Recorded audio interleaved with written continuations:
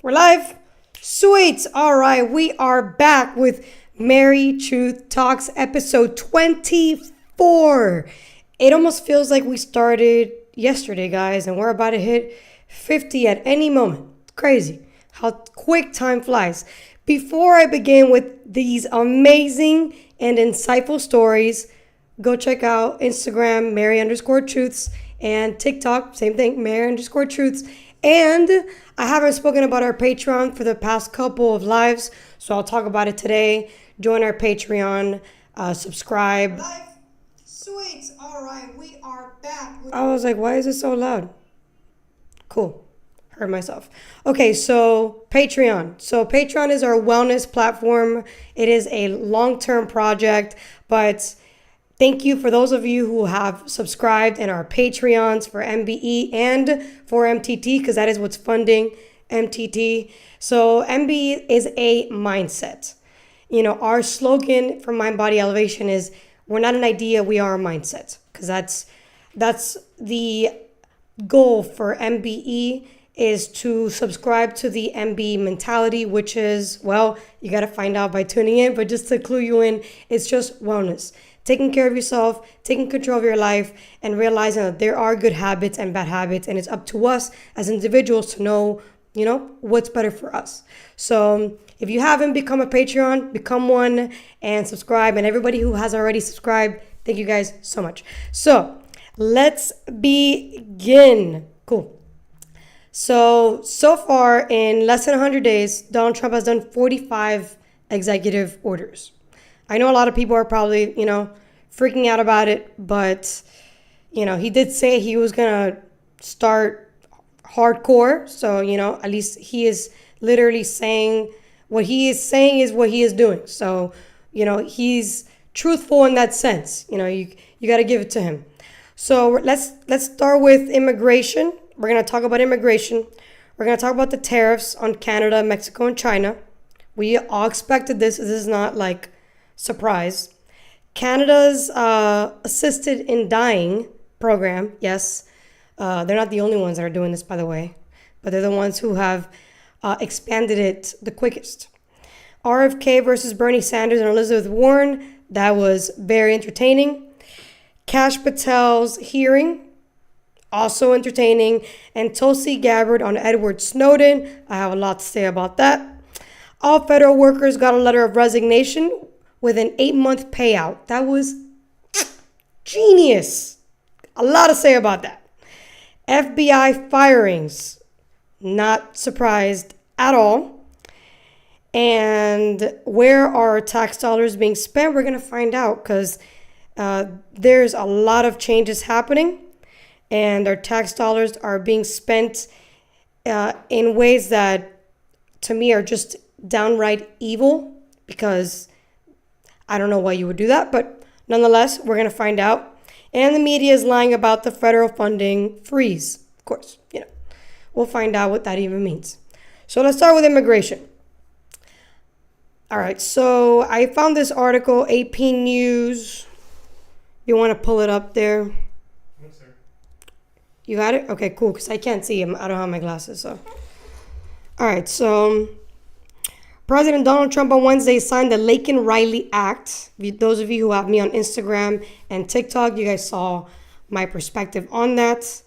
I believe there was 46 Democrats that signed onto that out of the 215 in Congress, and only 12 in the Senate. So that is pitiful. Anyway, so giving federal authorities broader power to deport immigrants in the U.S. illegally who have been accused of crimes sounds pretty like common sense. He also announced at the ceremony that his administration planned to send the worst criminal aliens to detention center in Guantanamo Bay. A lot of people are freaking out about that. I don't know why. That's been used as a detention center for immigrants forever. It's not just for terrorists. So whatever. The bipartisan act, the first piece of legislation approved during Trump's second term, was named for Riley, a 22-year-old Georgia nursing student who was slain last year by a Venezuelan man in the U.S. illegally. So let's see what else says here. So we have 30,000 beds in Guantanamo to detain the worst criminal aliens threatening the American people. That's what the president said. The White House announced a short time later that Trump has signed a presidential memorandum on Guantanamo migrants' rights. Groups quickly expressed dismay, of course, because, illegal migrants have the same amount of rights as Americans, apparently. Guantanamo Bay abusive history speaks for itself and in no uncertain terms will put people's physical and mental health in jeopardy. And we're supposed to care because what about our health? And what about us? The priorities. Trump said the move would double U.S. detention lockup capacities, and Guantanamo is a tough place to get out of. Yeah, for sure. Guantanamo facility could hold dangerous criminals and people who are hard to deport, said a Trump administration official speaking on conditions of anonymity. I don't know if I said that right, because they weren't authorized to speak publicly on the matter. Somebody said, Pete Hegseth said that it's a perfect spot. We don't want illegal criminals in the United States, not a minute longer than they have to be, he said Wednesday evening on Fox News. Jesse Watters, primetime, moved them off to Guantanamo Bay where they can be safely maintained until they are deported to their final location, their country of origin. All right, so here in the bottom it says the Supreme Court ruled in 2008 that enemy combatants in the war on terror held without charge at the military prison in Guantanamo Bay had the right to challenge the detention in federal court, but the justices did not decide whether the president had the authority to detain people at all. So we'll find out. So far, there's judges that are already pushing back on this, but I don't know. I think it's going to happen anyway because people want this. So, it's questionable if you're a judge and you're trying to stop illegals who have committed other crimes. It's not like people that have crossed the border for a better life. I mean, I have my opinions on that as well, but I'm talking about those who cross the border illegally and then while being already in the interior of the country committed more crime. So those are the people that are being deported. That's the focus. And there's already a list of people that are on a deportation list and they were never deported. So they're focusing on that. They're just focusing on people that were supposed to have been deported a long ass time ago, and those who have committed extra crimes because it's like, dude, you came here for a better life, allegedly, right? Why are you committing more crimes being in the country, So that's just the focus, and I think it's kind of ridiculous that people are making a big deal about it because it's not like they're going in and grabbing, kids or whatever, and that will happen eventually, because if he wants to deport more than 3 million people like Obama did, he's trying to surpass Obama. That's what he's doing. He wants to be known as the president who, deported more people than Obama. So if that's his goal, or at least that's what I assume his goal is, he needs to step up his game and he needs to literally deport as many people as possible. So far, with the rate that they're going, they're not going to hit 3 million in 4 years. Nowhere near. So, and if that's his goal, which I'm assuming it is, it's going to get very controversial once families are involved. But at the end of the day, you came here the wrong way. So unfortunately, we're going to have to take you out. That's just how it is. So aside from that one, there's another one. There's a New York Post that talked about this also in detail. So let's take a look at that really quick. Okay, so the Pentagon is reportedly planning to begin flying the worst of the worst criminals, migrants, to Guantanamo Bay, Cuba this weekend as part of President Trump's efforts to crack down on illegal immigration. The military has completed 8 deportation flights since Trump's January 20th. So they've already done 8 deportation flights, including to Guatemala, Honduras, and Ecuador. So 4 to Guatemala, 3 to Honduras, and 1 to Ecuador. The weekend flights to Guantanamo Bay, where the U.S. has held infamous alleged terrorists for decades, including the accused mastermind of 9/11, Khalid, whatever his middle name is, Mohammed, will come just days after Trump issued a memorandum ordering the Pentagon and Department of Homeland Security to prepare the military outpost for migrants. So they're getting prepared to do this. This is something that people are just have to mentally prepare yourselves for, because things are going to get more intense as this continues on. So let's take a look at that video, Guantanamo Bay Plan, really quick. Let me know when you're ready for that. Because yeah, it's the Hill. There's only one there. No, it's on YouTube. Oh. Beginning, it's the Hill, pretty much talking about it. This one? Beginning to 423. I can't see. Remember, I don't have my glasses, so the link is there. I just don't know. Yeah, it's this one. Okay, cool. President Donald Trump announced this week that he was reviving an old practice from the Bill Clinton era. Let's listen. We have 30,000 beds in Guantanamo to detain the worst criminal illegal aliens threatening the American people. Some of them are so bad we don't even trust the countries to hold them because we don't want them coming back, so we're going to send them out to Guantanamo. Trump made those remarks after signing the Laken Riley Act. Cuban President Miguel Diaz-Canel Bermudez responded to Trump's move, writing in a statement, "In an act of brutality, the new US government announces the imprisonment at the Guantanamo naval base, located in illegally occupied territory in Cuba, of thousands of migrants that it forcibly expels, and will place them next to the well-known prisons of torture and illegal detention." Defense Secretary Pete Hegseth wrote on X, "Gitmo has been used for decades, including under Democratic presidents like Bill Clinton, to temporarily house migrants. This is not the detention facilities where I served for Al-Qaeda. This is using specific facilities for migrants/illegals on other parts of the naval station." Under President Joe Biden in 2024, ICE granted government contractor Akima Infrastructure Protection a $163.4 million contract to run an immigration facility at Guantanamo. The US first established Gitmo as a naval base in 1903. After 9/11, then-President George Bush had a military base made at Guantanamo Bay to hold terrorism suspects. Since then, allegations of prisoner torture have surrounded Gitmo, leading to backlash. Then-President Bill Clinton in 1994 used the naval base as a hub for processing Haitian refugees and certain Cuban refugees. A government report shows that there were about 45,000 migrants housed there that year. According to a New York Times tally, the total cost of running Guantanamo Bay was over $540 million.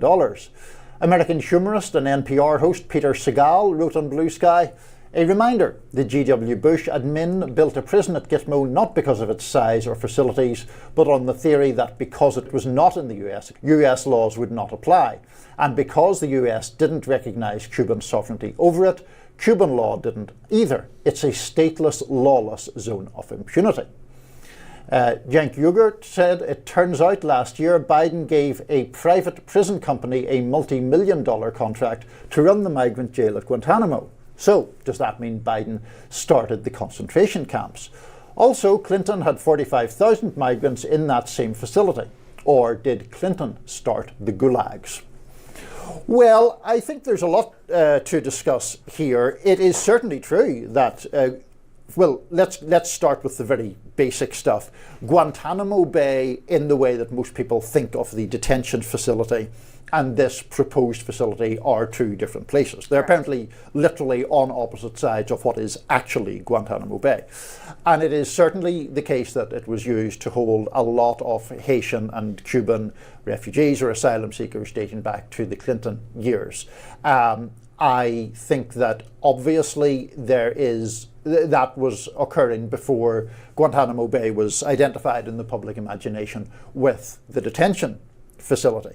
I do question why President Trump didn't perhaps clarify that difference more himself. He talked, about Guantanamo Bay, and most Americans obviously think of the detention camp when that happens. But there we are. That's the proposal.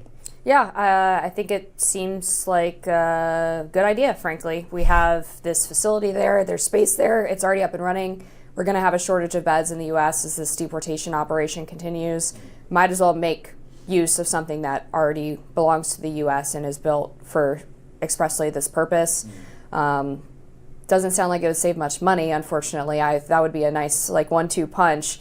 But yeah, there was an initial freak out over this because people assumed that they were going to be housed with terrorists, and there's an entirely separate migrant facility. So I don't really see the issue.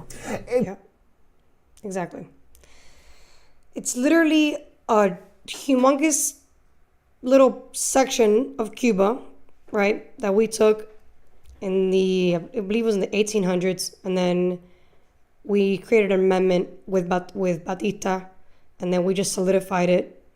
And because it became solidified as type of a law or a treaty, I'm not sure which one it is, that Fidel Castro was never able to undo that. So we've had Guantanamo Bay forever already. And people think that Guantanamo Bay is only for terrorists, and it's not. It's also for refuge detainment. And they're not together. It's two separate sections. So one is for terrorists on one side of the island, and the other one's for detainment for refugees on the other side of the island. So just to clarify to any liberal out there who's losing their minds about this, it's not what you think. And it's been done before by other presidents that are Democrat, not that it matters whether it's a Democrat or Republican, but in case you guys want to say, oh, it's just Republicans, it's not. So let's continue on with tariffs on Canada, Mexico, and China. So we all know that this was going to happen. And the reason for this is because of the fact that they have purposely allowed people to cross the border illegally into our country. So they've allowed trespassing, knowing that, they're not coming here the right way and you don't care.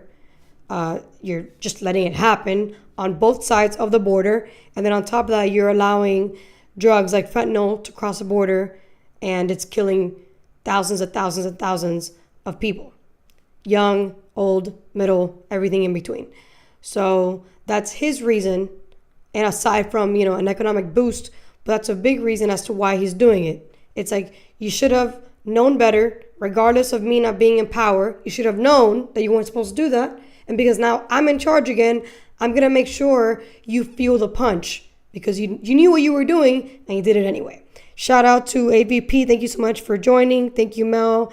Tune in on anything that you think is, weird or anything. It's going to get weirder. Just giving you a heads up. I'm just getting started here. This is going to be a very insightful podcast today.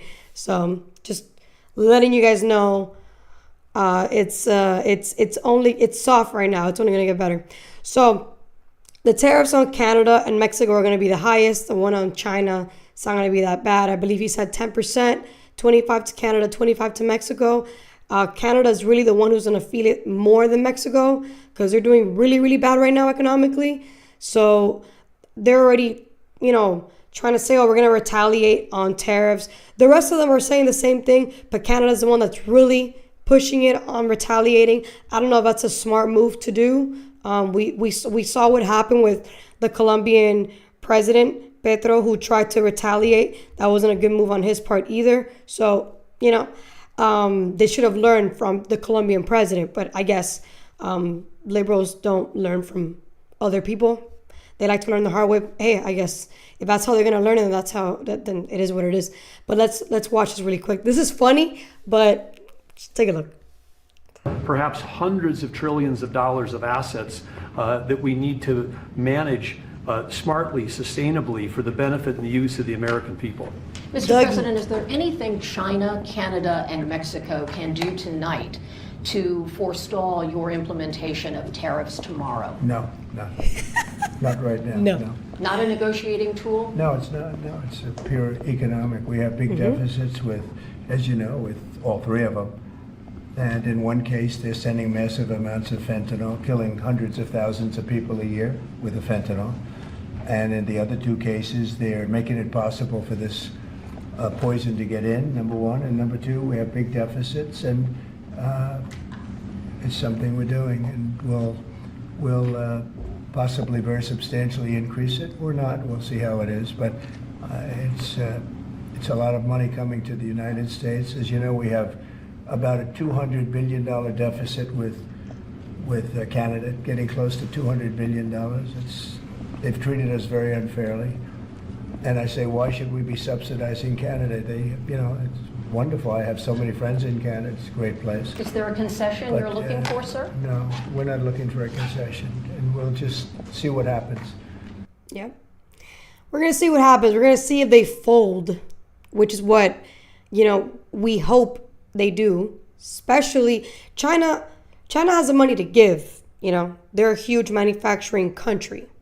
They got the money to give. They have now, if they don't have to, they won't. But if they have to, they will, and they're not going to really budge about it.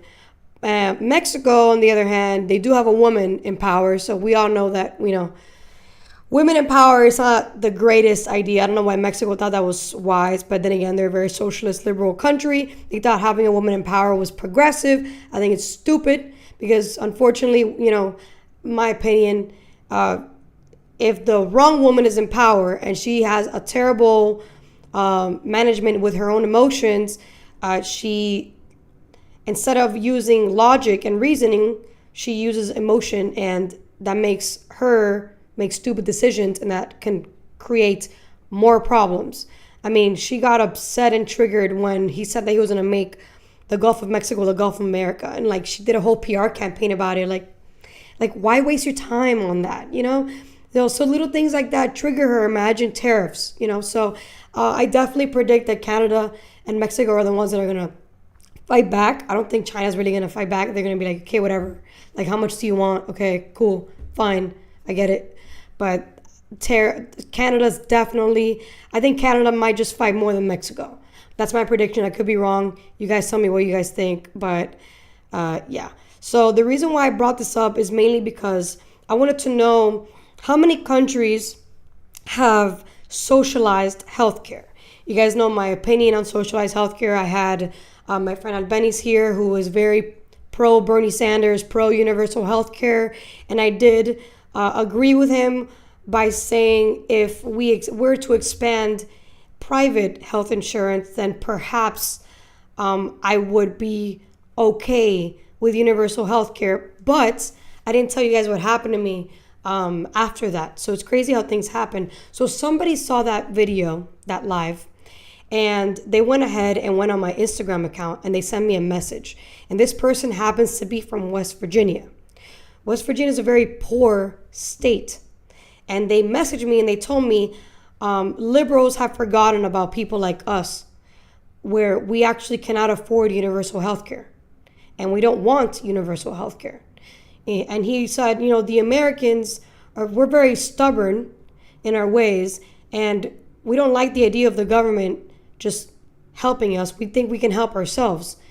And I told him, oh, but, supposedly the liberal argument, or one of the liberal arguments is, a lot of people go bankrupt off of their health care because they can't afford it, like cancer, for example.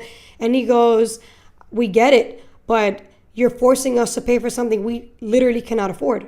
There's places in West Virginia that don't have plumbing, and that they can't afford electricity. This, basic necessities that they can't afford, and you're trying to tax them on health insurance when that's not even on their mind. That's not a priority. Out of the 5, things that they mainly focus on, health is not one of them, as in health insurance, which, to a liberal is like crazy, but you're thinking that the majority of the country wants this and they don't want this, and that really opened my eyes of a good chunk of the country is rural. So they're gonna side with the West Virginian who went out of his way to message me and telling me, this person is wrong. We don't want this.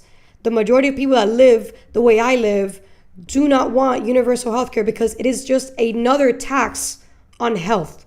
That's all it is. It's a tax on your health, in the name of health care, the government trying to help you.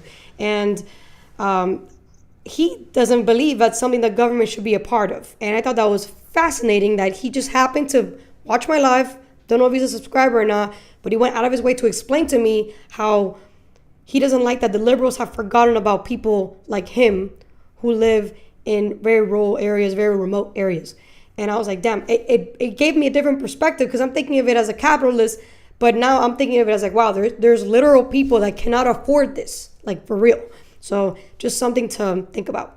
So the reason why I'm bringing this up is because out of 195 countries, 73% of countries have universal health care already. That is 69% of the world's population has socialized health care. That is very, very, I don't even know what to call it. To me, it's threatening. It really is. Because that means we're going into this socialist type of mentality globally. And that's not good, because the step to communism is socialism. And I don't think we need to be flirting with that idea at all. Somebody who was born in a, failed socialist country like Cuba, this is not good. 69% of the world being healthcare, like socialized healthcare, it's not a good sign. So out of the 73 countries that have socialized healthcare, 18 of them have legalized medical assistance in dying. I'm going to repeat that. Medical assistance in dying. Meaning, in their socialized healthcare package, you are paying to be able to die. Okay? Assisted termination of life, because I can't use the S word. And I believe the country that started doing this the earliest was Switzerland in the 1990s. But the country that has expanded and has literally had the largest amount of people participate in this program, this demonic, in my opinion, program, has been Canada. So I actually created a chart about this, but before you get to that chart, I'm already in the chart. Oh, you're already in the chart? Okay, well, hold on. Because there's another chart that I have here that I want to read, and then we can... While you show that chart, I'm going to read this one. The Canada one. Okay, yeah, that's where I'm at right now. It's fine. Give me a second here, guys, because it's insane how much money they're spending on this. And the fact that they give that faster than medication is, to me, I think they're purposely doing this. This is like intentional, but... they're saying it's for, it's cost effective, but this is just straight up evil. All right, so here we go. Let's see here. Where are you? Okay. Where is the funding? That's what I want to know. I want to know the funding is. Okay, here we go. So training and education. So that's costly. Training and education, they're spending $3.3 million in Canada to train people and educate people on how to persuade people to end their life. That's insane. Proposed future funding in a 2024 submission to the Standing Committee on Finance, Dying with Dignity. That is what they're calling it, Dying with Dignity. Canada recommended a 3-year pilot program with $2 million per year, totaling $6 million to Health Canada for compulsory in MAID educational curricula for upper year medical and nurse practitioner students, as well as allied healthcare professionals. Look at what they're spending their money on. So they're mad at us because we're taxing them on things they sell to us when we have a deficit with them. And look at what they're spending their money on literally killing their own citizens. So, and they're using it, and they're campaigning by saying like, oh, they're dying with dignity. Okay. A 2017 study estimated that MAID could reduce annual healthcare spending in Canada by $34.7 million. That's their reason to do this, is to cut healthcare spending. $34.7 million to $138 million, considering that end-of-life care often incurs high costs. A 2020 report by the Parliamentary Budget Officer projected that expanding MAID access under Bill C7 could result in net healthcare savings of $149 million. And this is the people that they're getting. They're getting the homeless people, the people with mental health, people with chronic pain, and soon, I wouldn't be surprised if they expand to children with chronic pain. Like, think about that. They're literally funding a program that is being paid by tax dollars to legally terminate their own people. And soon, kids will be involved in this. Because if you are already getting the mentally ill and those that are adults with chronic conditions, sooner or later, these sickos are going to come up with a reason as to why we should also apply that to children, which is, I mean, this is already demonic, but applying it to children is like the final straw of just like, I don't know. There's no God in Canada. Like, it's godless. Considering this is even happening, it's been happening for a long time. It's extremely sad that this is happening. So what's even sadder is that they slow walk medication because there's too many regulatory policies to make a drug. But yet when it comes to made, it's super fast. And that to me tells you everything. They don't care. Like, healthcare is supposed to provide like life. It's supposed to provide longevity. It's supposed to help you stay alive. It's not supposed to be promoting death. And that's exactly what this is doing. It's slow walking medication that could actually keep people alive. And it's purposely slow walking it in order for you to have a better option, which is just, it doesn't cost them as much as medicine, but you're literally killing your own citizens in the name of death with dignity or whatever excuse they want to make. I just thought that was extremely like sad. I want to show you guys how many countries are doing this. So the Netherlands, Belgium, Luxembourg, Canada, Spain, New Zealand, Australia, the United States does have some, Colorado, Vermont, of course, Montana, Hawaii, New Jersey, Maine, Oregon, Washington State, New Mexico, DC, the District of Columbia, Oregon. I don't know if I said that one already. We got Australia's doing this, Colombia, Switzerland. Switzerland was actually the first one, 1942. Portugal started doing this in 2022.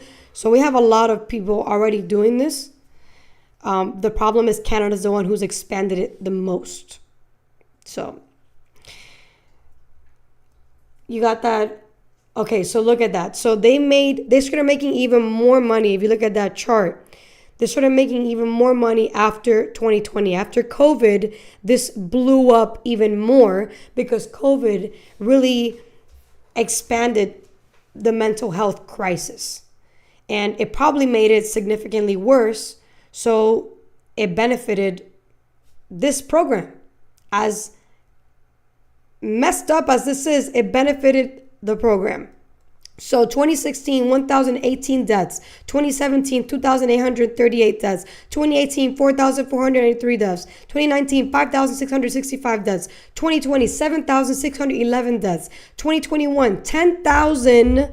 2021, notice the difference. 2020, 7,611. 2021, 10,092 deaths. 2022, 13,241. And 2023, 15,343. It just keeps getting higher and higher as the years go by. This is something that even here in America, we need to really question as to why we're even allowing this to happen. Healthcare is supposed to provide longevity, well-being, and just overall health, meaning maintain life. This is not doing that. This is ending life at another level. This is pro-choice on steroids, literally. So this is something just to keep in mind, because we do have places already here to do it, and I wouldn't want that to expand. So the best thing to do is to be aware of it. And Canada, considering how much money you're spending on killing your own citizens, I think you can handle some tariffs. That's just me. Your priorities on health are extremely backwards.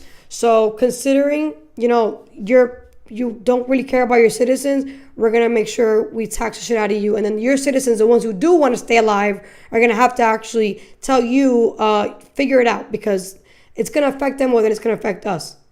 That's just a reality. We don't get taxed as much as they do. So Anybody? I don't know if anybody has said anything. Stephen Perez, Canada needs to join the U.S. and become a great again. Yeah, I mean that would definitely benefit them. Sorry, I'm a few minutes behind. Suicide. Yep.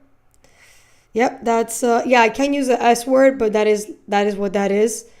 And it's I don't even know how we got here. I really don't. But at the same time, when the West has lost sight of what God means, and I think that's why we're in this mess to begin with, and why we have people actually advocating for this, is because we've become a godless world in the West. So that's just my opinion. All right, so it's gonna get better, guys. Okay. So this is those of you who I talk to on a daily basis. You guys have known that I've been looking into this heavily, and you guys know how much I cannot stand Bernie Sanders, and I pray that eventually he will get removed indefinitely from his chair, and somebody else can come in there with a spine and actual brain. So RFK versus Bernie Sanders and Elizabeth Warren. Let's listen to Bernie Sanders getting schooled by a classic liberal, pretty much explaining why universal health care does not work. In seconds, he explains this. It's amazing. I'm going to use this. Make America healthier than other countries in the world right now. Will you guarantee do what every other major country does? It's a simple question. And by the way, Bernie, the problem of corruption is not just in the federal agencies. No, it's not in that Congress one. too. Not that one. The other one. Not that one. 229.20 to 231.11, which is a different. Was this video? You didn't put a link for that. Oh man, don't tell me I didn't put a link for that. Hold on. It's I got you. Okay, go to really quick. Hold on. No. I don't know which one it is. It'll be faster if I do it. I got you. Oh my God, I can't believe I didn't realize that. It's fine, guys. I'm prepared. This is amazing. Where is my email account? Okay, here we go. I got you. Okay. Sent. All right, I just emailed it to you really quick. How did I miss that?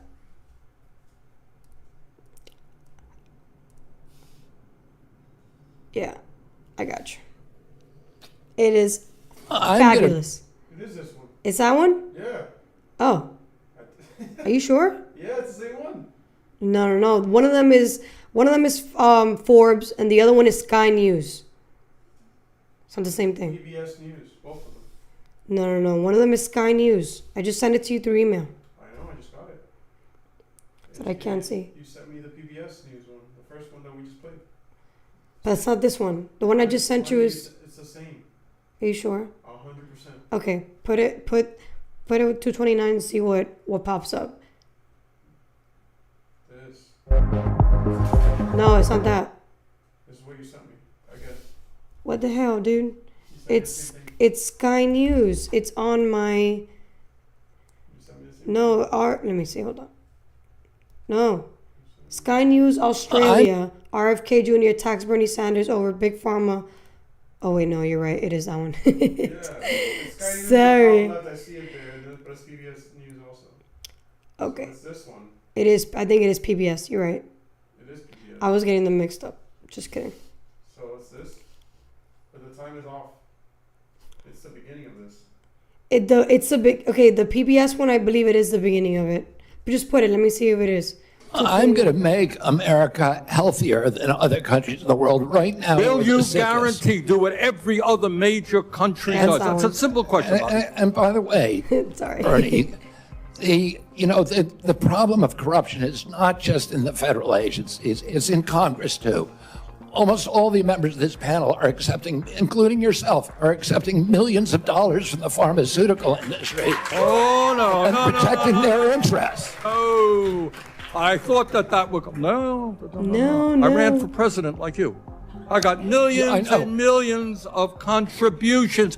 They did not come from the executives, not one nickel of PAC money from the pharmaceutical industry. They came from workers. In 2020, In 2020, you were the single largest Because I had receiver of small pharmaceutical money. contributions from workers all over this country. Lies. Workers, You were the missed single- not a nickel I got it from here. corporate Bernie, tax. you were the single largest acceptor of workers- pharmaceutical dollars. No, from workers in the industry. 1.5 million. Yeah, out of 200 million. All right. Look at that. Look, he. Oh man, that was so good. Okay, go to. Shit.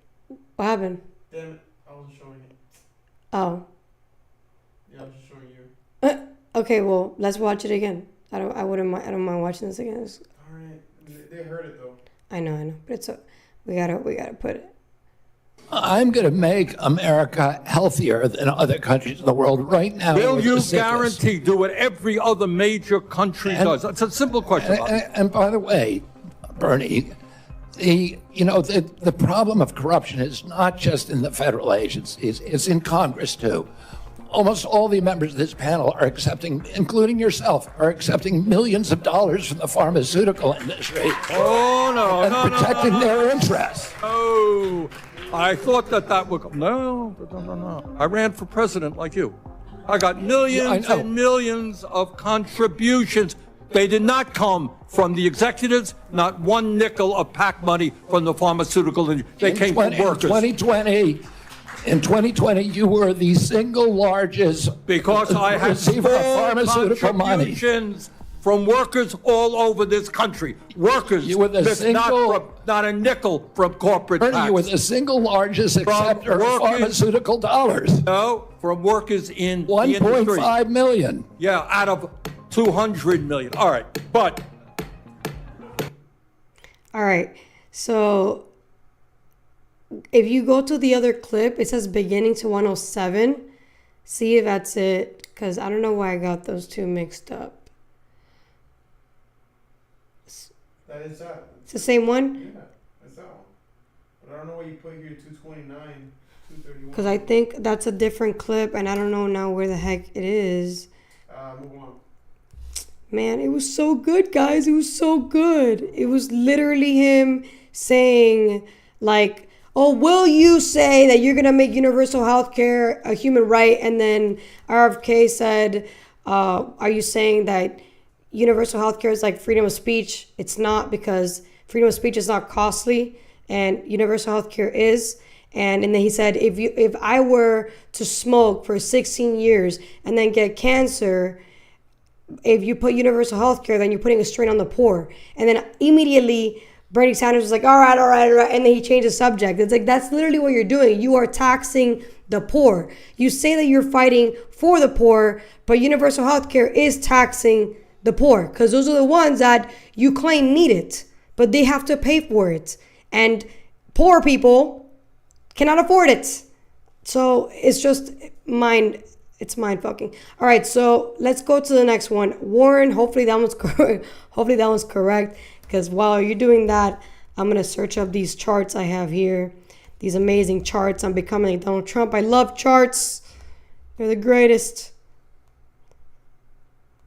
They're amazing. Yeah, play the When video. you leave this job, you will not accept compensation from a drug company, a medical device company, a hospital system, or a health insurer for at least 4 years, including as a lobbyist or a board member. Can you just repeat the last part of the question? Can I commit You're to not going what? to take money from drug companies in any way, shape, or form. Who? Me? Yes, you. Oh. Yeah, I'm You're the happy one- to commit to that. Okay, good. That's what I figured. I said it's an easy question to start with. And I think you're right on this I don't think question. any of them want to give me money, by the way. Right. Let's keep going. You're right, because to say yes, because every American has the right to know that every decision you make as our number one health officer is to help them and not to make money for yourself in the future. So I want to talk more about money. I'm looking at your paperwork right now. In the past 2 years, you've raked in $2.5 million from a law firm called Wisner Baum. you go online, you do commercials to encourage people to sign up with Wisnerbaum to join lawsuits against vaccine makers. And for everyone who signs up, you personally get paid. And if they win their case, you get 10% of what they win. So if you bring in somebody who gets $10 million, you walk away with $1 million. Now, you just said that you want the American people to know you can't be bought. Your decisions won't depend on how much money you could make in the future. You won't go to work for a drug company after you leave HHS. But you and I both know there's another way to make money. So, Mr. Kennedy, will you also agree that you won't take any compensation from any lawsuits against drug companies while you are secretary and for 4 years afterwards? Well, I'll certainly commit to that while I'm secretary. But I do want to clarify something because you're making me sound like a shill. I put together that case. I did the Science Day presentation to the judge on that case to get it into court. Mr. Kennedy, it's just a really simple question. You've taken in $2.5 million. I want to know if you will commit right now that not only will you not go to work for drug companies, you won't go to work suing the drug companies and taking your rake out of that while you're secretary and for 4 years after. It's just... I'll commit to not taking any fees from drug companies while I'm secretary. No. I'm asking about fees from suing drug companies. Will you agree not to do that? You're asking me to not sue drug companies, and I'm not going to agree to that. Drug companies as much as you want. I'm not going to agree to not sue drug companies or anybody. So let's do a quick count here of how, as secretary of HHS, if you get confirmed, you could influence every one of those lawsuits. Well, let me start the list. They're very scared. You can publish your anti-vaccine conspiracies, but this time on U.S. government letterhead, something a jury might be impressed by. You could appoint people to the CDC vaccine panel who share your anti-vax views and let them do your dirty work. You could tell the CDC vaccine panel to remove a particular vaccine from the vaccine schedule. You could remove vaccines from special compensation programs, which would open up manufacturers to mass torts. You could make more injuries eligible for compensation even if there is no causal evidence. You could change vaccine court processes to make it easier to bring junk lawsuits. You could turn over FDA data to your friends at the law firm, and they could use it however it benefited them. You could change vaccine labeling. You could change vaccine information rules. You could change which claims are compensated in the vaccine injury compensation program. There's a lot of ways that you can influence those future lawsuits and pending lawsuits while you are Secretary of HHS, and I'm asking you to commit right now that you will not take a financial stake in every one of those lawsuits so that what you do as Secretary will also benefit you financially down the line.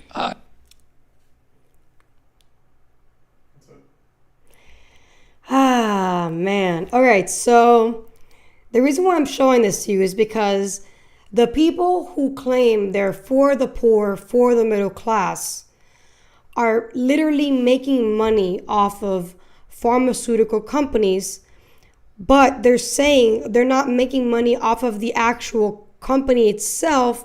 They're making money off of the individual employees of the pharmaceutical company. For example, throughout Bernie Sanders' tenure since 2007, has maintained this small dollar contribution. This is how they literally get big corporations to give them money without, them having to say, oh, I'm being controlled by big corporations. You are, just indirectly, because they're giving you small dollar donations through individual employees of these corporations. So, according to data from Open Secrets, between 1990 and 2024, Sanders received approximately, we don't really know, approximately $1.95 million from individuals associated with the pharmaceutical and health product industry. Elizabeth Warren has received contributions from individuals associated with pharmaceutical and health product industry. Notably, during the 2019 to 2020 election cycle, Warren's campaign received approximately $822,573 from this sector alone. And there's a graph. So take a look at the graph really quick. The pharmaceutical graph, that's it. All right, so if you look, Hillary Clinton is all the way at the top. She is the biggest known person that's been donated from pharmaceutical companies. We're talking over $4 million. Mitt Romney, over $3 million. Orrin Hatch, over $2 million. Bob Casey, over $2 million. Mitch McConnell, over $2 million. Bernie Sanders, over $1 million, almost $2 million. He's at 1,953,613. So he's there. We got Ralph Warnick, Richard Burr, Patty Murray, Charles E. Schumer, Robert Menendez, John McCain, Marsha Blackburn, John Kerry, Arlen Specter, Bill Cassidy, Elizabeth Warren, Ron Wind, Roy Blunt, and John Cornyn. So we have Democrats, Republicans, and Independents all getting over $1 million of donations from pharmaceutical industries. And they're claiming, because it's not the big corporations, it is small dollar individuals, that it doesn't look bad. It still looks bad because you're making money off of big pharma indirectly, because you're saying it's not directly the company, it's their employees. And then at the same time, you're advocating for universal health insurance, which means you're going to make more money, which is the argument I was giving to my liberal friend Albeniz. If you create universal health care, all you're doing is getting big pharma to be richer, and for these corrupted politicians to make more money off of big pharma. That's all you're doing, essentially. And then you're saying that it's for the benefit of the people, but the people that are supposed to benefit from it can't afford it. So who are you really benefiting? Obviously the companies, big pharma companies, and the people that are getting donated from big pharma. So I think these people are full of it. It's such a facade to say, oh, I care about the little people, when the reality is you don't. You just want to make more money because you've been making money off of this industry for such a long time that that the biggest way to make money is to make this a universal thing. The way it's a recurring income no matter what. And this needs to stop. And one of the biggest ways to do it is to stop pharmaceutical companies from advertising on media. The reason why these liberal media outlets like CNN, MSNBC, NBC, all these big known media outlets, they get funding by pharmaceutical companies. That's why you're always going to see advertisements when you watch liberal media on purpose. Because if you cut liberal media, then their funding goes down. I mean, their numbers are already going down. Nobody's viewing liberal media. So if you were to cut their biggest funder, they're ultimately screwed. So let's talk about Kash Patel. Kash Patel is going to be confirmed as the FBI director. A lot of people are not happy with Kash Patel because he literally made a book called Government Gangsters, where he literally says there are corrupt government officials in power, and he created this deep state list of people he wants to remove from power. And apparently that's a problem to some senators on the right and the left. I don't know how that's a problem. If you've seen that there are people that aren't there to actually benefit the people, which are we're the ones paying these people. If you're not here to benefit us, then you should not be there, period. So if this guy has a literal list of people that are like that, I don't see how that's a threat. What's threatening to me is senators who think this is a problem. That's, to me, where the issue is. But let's take a look at this. Ready? Both true, and that's why we need to work together to make sure Americans have trust again in these surveillance measures that we utilize to protect our country. Thank you. Senator Klobuchar. Thank you very much, Mr. Chairman. Mr. Patel, I think you know that I have great respect for the men and women of the FBI, their mission, fidelity, bravery, integrity. I believe they deserve a director who respects their work and sacrifices, and they deserve a director who's focused on their mission. This is not about bingo cards or games. This is not about revenge. This is about the safety of our country and the people that work in the FBI. And the FBI runs on facts, it runs on truth. Truth matters, and without truth, the whole system breaks down. You said that Donald Trump has every right to tell the world that in 2020, 2016, and every other election in between was rigged by our government because they were. Yes or no, did you say that? I don't have that statement in front of me. But okay, that was from August 27th, 2023 Thrive Time show. I'll put it on the record. These claims made in that statement were rejected by courts, including by Republican judges. Is that correct? I don't have enough of the facts in front of me to make that assessment. I will put that statement on the record, but I think everyone in this committee, including the Republican members, knows that these statements were rejected by courts. You were asked about the police officers in the Capitol who testified in the January 6 hearings, and you accused them of lying. Is that correct or not correct? I don't think that's accurate. Okay, Joe Pack's podcast, March 2024, we'll put it on the record. I was there. The police officers were heroes that day. Yes. Did you post on your personal social media account in May of 2024, January 6th, never an insurrection, cowards in uniforms exposed. They broke the chain of command. That's I correct. believe you're referencing a post that was shown in part earlier. I don't have it in front of me. You posted it, and it was on your account, and we will again put that out there once more as we go on. I don't want to lose any more time on this, but every one of these, there's a record of it, and you haven't answered.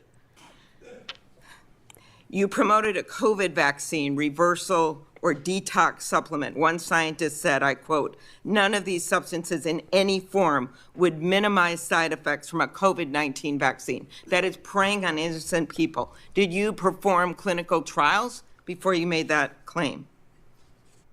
I'm not a doctor, so no. But you did promote this supplement and told people that it would reverse or mitigate the side effects from COVID vaccine. Did I give people an opportunity to make an independent choice for what's best for their families? Yes. You did that last year, correct? I don't have it in front of me again, Senator. Mr. Patel, the FBI tackles some of the most complex threats that we face: terrorists, hostile foreign powers, violent gangs, fentanyl, criminal organizations. Your mission, though, has been to go after people. I've looked at it. I've read this stuff. Yes or no?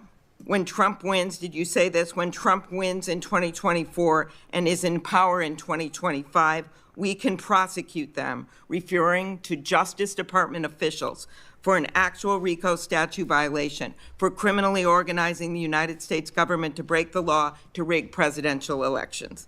Did you say that, yes or no? Again, Senator, you're reading a partial statement, so I'm unable to fully respond. Okay, again, we'll put it on the record. X22 report podcast 20, that is from, I'll get you the date, about a year ago. One of the names on your list was Bill Barr.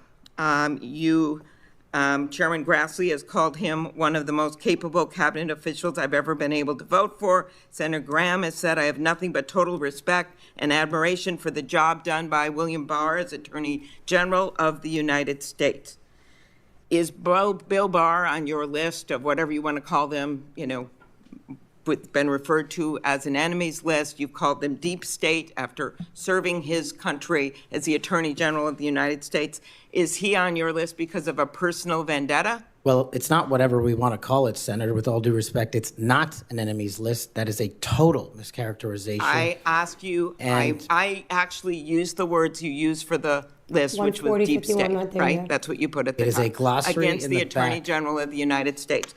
Is it because of a personal vendetta that he's on the list? You're under oath. I have no personal vendetta against Bill Okay, Barr. he said about you, you would never be able to command the respect necessary to run the day-to-day operations of the Bureau. That was actually in writing in his book. He had virtually, about you, no experience that would qualify you to serve at the highest level of the world's preeminent law enforcement agency, and that your appointment, as noted by Senator Durbin as Deputy Director to the FBI, would happen over his dead body. Is it, yes or no, why you would put him on the list of deep state as a former Attorney General, Trump Attorney General of the United States, because he wouldn't break the law for Donald Trump? Is that why? Absolutely not. As you know, he repeatedly told the president in no uncertain terms that he did not see evidence of fraud that would have affected the outcome of the election. Did you say in February of 2021 that the election stuff was never my job and I stayed out of that stuff? Again, I don't know what comment you're referring to, but I'm sure you're reading a piece of something. You said it on Pushback on a podcast. Is it true, though, that in December of 2020, you reached out to the Trump acting Deputy Attorney General and asked him to investigate a conspiracy theory claiming that people in Italy had used military technology and satellites to remotely tamper with voting machines in the U.S. and switch votes for Trump from Trump to Biden? Is that true? What was the date? That was out of December of 2020. I was Chief of Staff to the Department of Defense, so I don't believe that's accurate in any way. Okay, that came out of testimony before Congress. I will give it to you. Have you referred to the media as the most powerful enemy of the United States that they have ever seen? Is that right? Again, you're reading a quote. I take that you're reading it accurately. Speech to CPAC 223-24. You said we're going to come after the people in the media who lied about American citizens who helped Joe Biden rig the elections. We're going to come after you whether it's criminally or civilly. Is that something you said?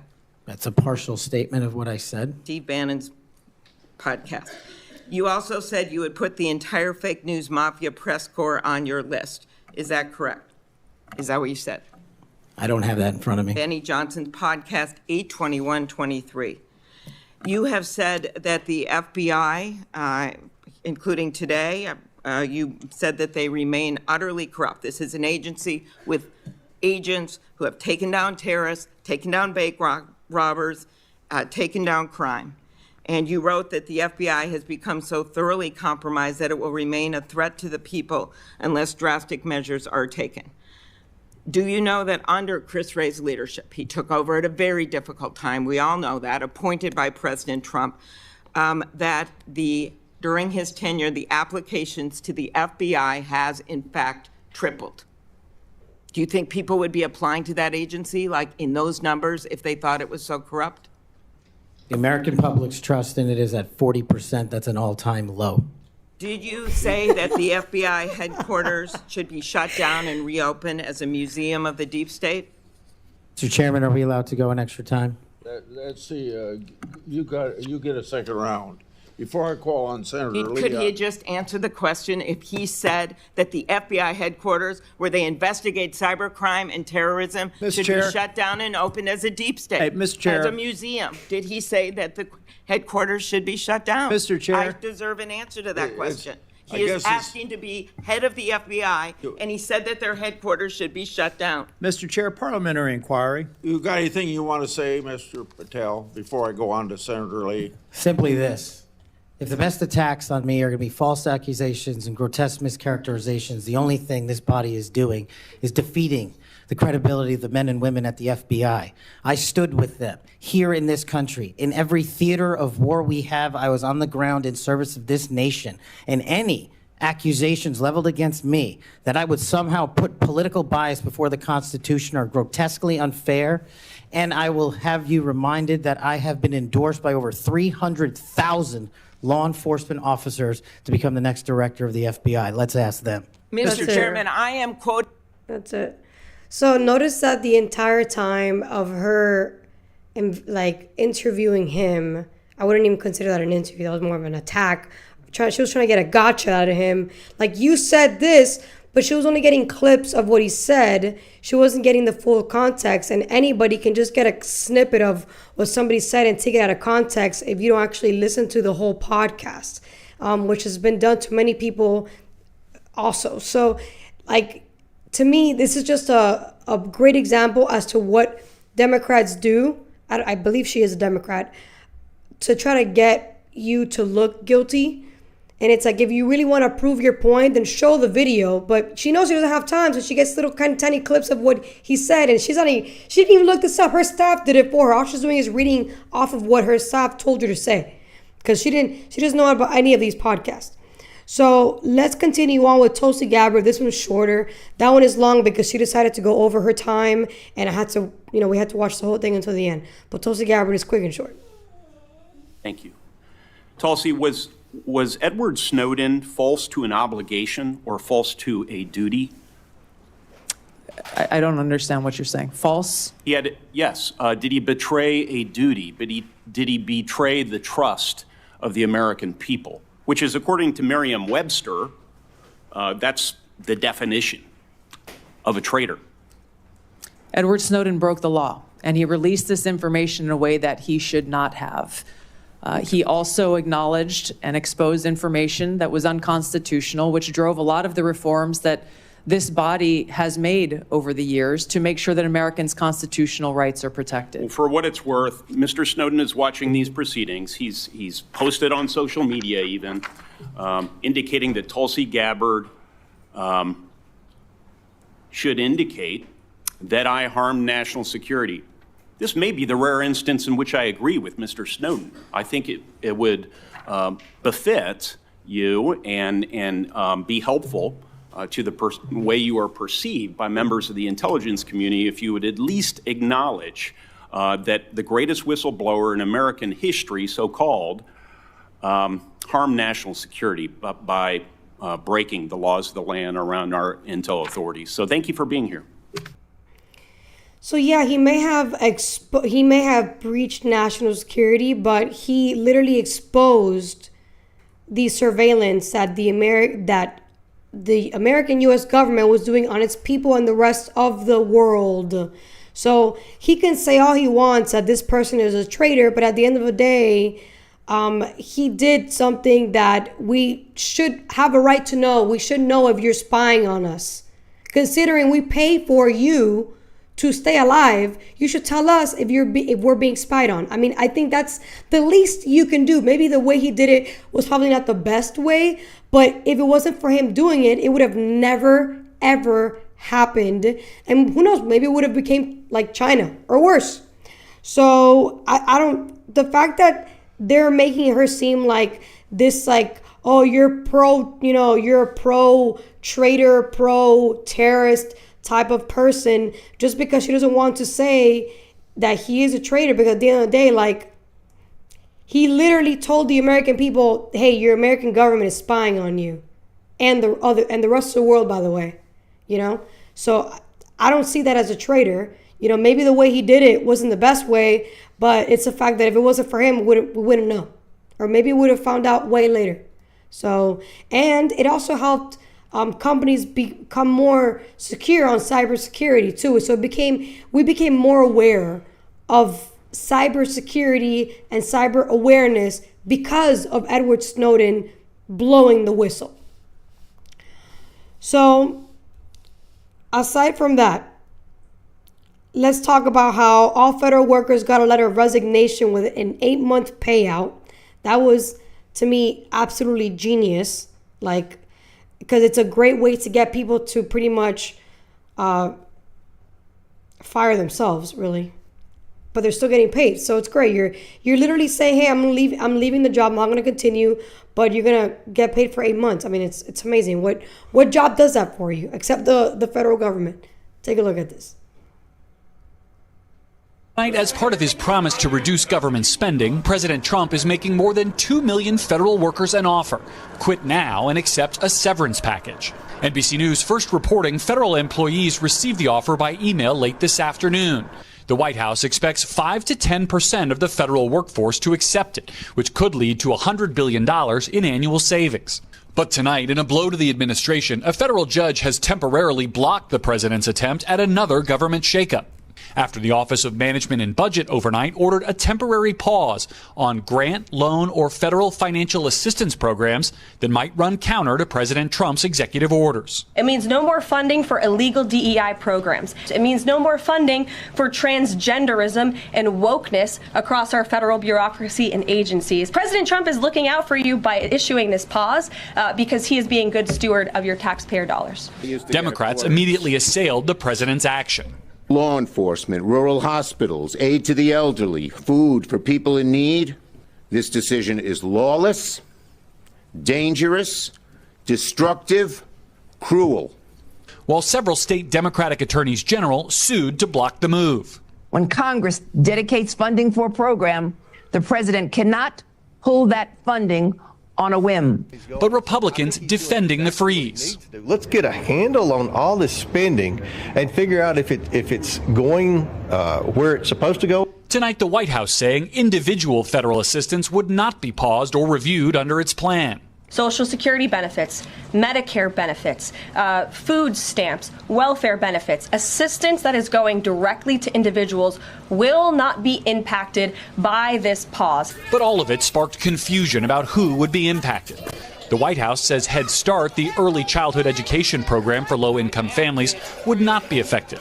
But Connecticut Democratic Senator Chris Murphy posting, quote, Head Start reimbursement system is shut down in his state. What was your reaction when you heard about this order overnight? Yeah, it was a shock to ask. While in Florida, Talithia Edwards' 4-year-old son Raymond is one of the more than 800,000 children served by the program. She told me the uncertainty is nerve-wracking. You look for other options, but there aren't many options when you think about affordability in child care.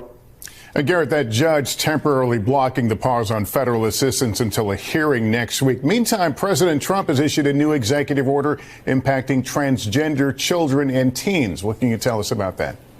That's right, Lester. This order says the U.S. will not fund, promote, or assist in any way with transition surgeries for anyone under age 19, including directing government health care providers to exclude coverage for pediatrics, transgender surgeries, or hormone treatments, all of it likely to spark a legal challenge. Lester? Thanks for watching. Stay updated about breaking news. Yeah, I don't understand how they can fight against this. This is literally going to save us a lot of money because the amount of people that work from home is insane. If you are a federal employee, you should not be working from home. And if you cannot go and show up in the office, then you should not have the job to begin with. Especially because it's not a private sector job. It is a federal funded job, meaning we are paying for it. So if I have to physically go in to work, then you should too, you know? And it would make more sense if it's a private sector saying remote job. But if it's a federally funded job, it should definitely be physical. And if you can't show up, then you shouldn't have a job to begin with, period. You know, plus, if you're so good at your job, then you should find something in the private sector that's probably going to pay you more anyway. So let's move on to the next one. FBI firings. A lot of purges happening right now. Breaking right now, sources are telling the Associated Press that the Trump administration is preparing to fire FBI agents involved in past probes of the president.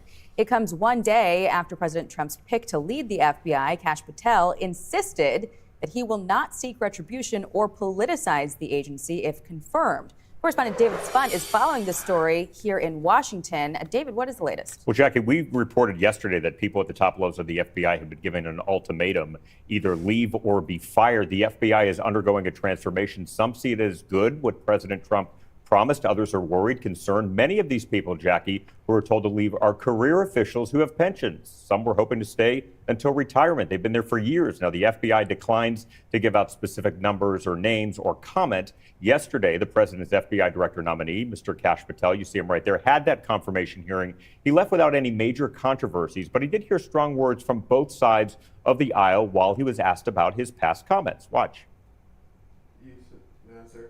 All right, so Dismissal of senior FBI officials. At least 8 senior FBI executives were ordered to resign or face termination. This group includes individuals who played pivotal roles in the January 6 investigations. The administration has also requested a comprehensive list of all FBI personnel involved in these cases, indicating potential further disciplinary measures. And then the prosecutors, approximately 30 prosecutors from the U.S. Attorney's Office in Washington, D.C., who were involved in Capitol riot cases, have been dismissed. Many of these prosecutors were initially appointed to temporary positions to manage a surge of cases anyway, so they weren't even supposed to be there permanently, and they were still getting money from taxpayers. So yeah, I don't see how this is a problem.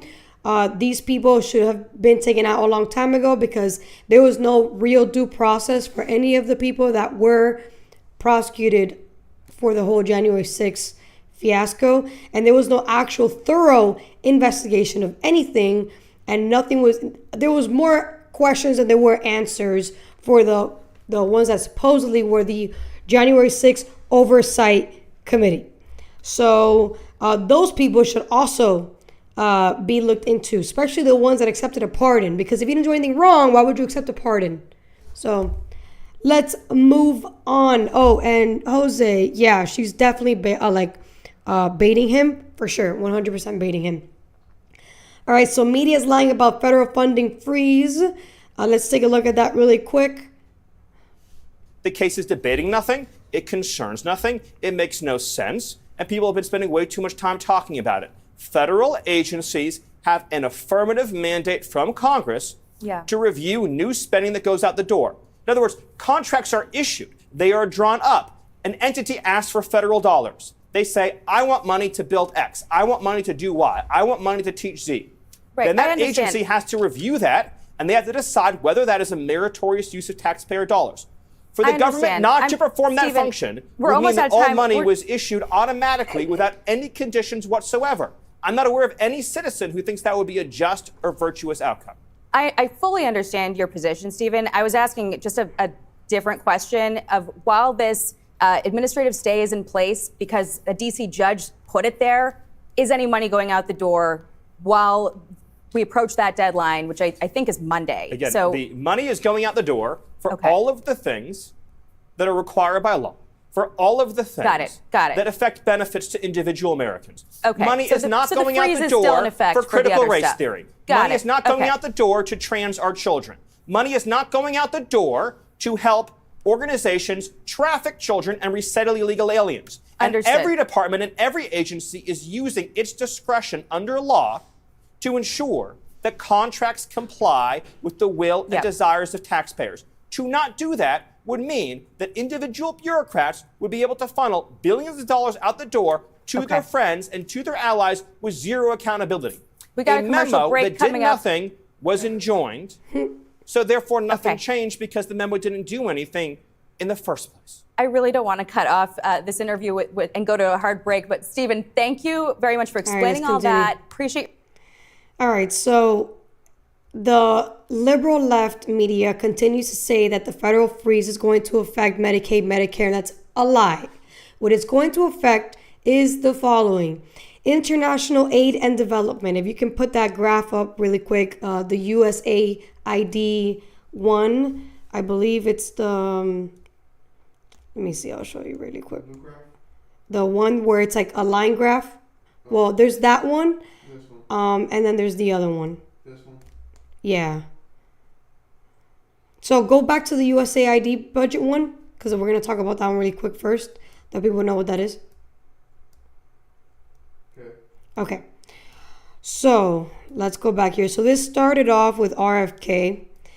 The intention was good, as always. The intention is always going to start off as, good intention. And then now it's being used for things it should have never been used for. So it's called the U.S. Agency for International Development. And it also does global health programs. So just to really quick here, established in 1961 by President John F. Kennedy, mission: promote global development, reduce poverty, and strengthen democratic governance worldwide. The budget obviously varied, but it's always around $29 billion was the budget, okay? active in over 100 countries. Headquarters are in DC. So that's another reason why it's getting cut. Things that are in DC are getting cut. So what does the USAID do? Humanitarian assistance, global health programs, economic development, democracy governance, so coups, and education and women empowerment. Yeah, so funding schools and literacy programs, support women's rights, gender equality, and protection. We know what that means. So let's really quick look at that graph. While you're doing that, I'm going to look it up here. So it's crazy because we don't have all the numbers from when it started, because they didn't actually start looking into the numbers until recently. So until George W. Bush administration, 2001 to 2009, $11.5 billion went to this. Barack Obama, 2019 to 2017, it went up, obviously, as you can see there. Donald Trump did not go up, it went down. Joe Biden, it went up even more than Barack Obama. And then Donald Trump, again, it's going to go down a lot. So go to the line one. So what's going to be affected by this freeze in particular, let me get to it really quick here. So we have the USAID operation, so the one we just spoke about, that's going to get cut heavily. Global health programs is going to get cut a lot because we just removed ourselves from the WHO, to the World Health Organization. Nonprofit organizations, so NGOs that are pretty much advocating for human trafficking and kid trafficking, they're not going to get any more funding. So they're not going to be very happy that they can't continue doing the cartel's dirty work. School meal programs it's going to freeze. It might just, I don't know. They don't know what they're going to do with that. But as of right now, it is actually affecting people who get school meal programs. But the biggest part about this is the global health programs and the USAID operations. If you look at that graph, that's going to go down. That's a, made ChatGPT graph that I was able to come up with. But over time, you're going to see a actual graph made by whatever government website that does charts and data. And it's going to look very similar to this graph, where you're going to see a humongous decrease in funding from these organizations. Maybe the school meal program is not going to get that heavily cut because it is needed, but everything else will get severely cut. They're going to feel it. And a lot of people are saying that that it's not a good thing, that it's going to affect the humanitarian work that we do abroad. But we need to focus on home first. We need to focus on our own people. We can't focus on feeding the world when we can't even feed ourselves. So I think this is a move in the right direction. This is an America First decision. The fact that we have people that are not understanding why this is a good thing is, to me, concerning, because it shows that you think we should continue spending money we don't have on things we really shouldn't be spending it on. I mean, it's basic economics. If you're making $7, why are you going to spend $10?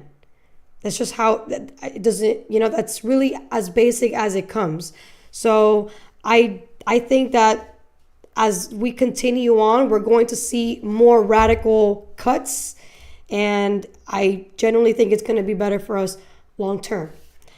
So aside from that, I want to just kind of talk about the tragedy that happened in DC, and a lot of innocent lives were lost, and also in Philadelphia. I believe it was either Philly or Pennsylvania.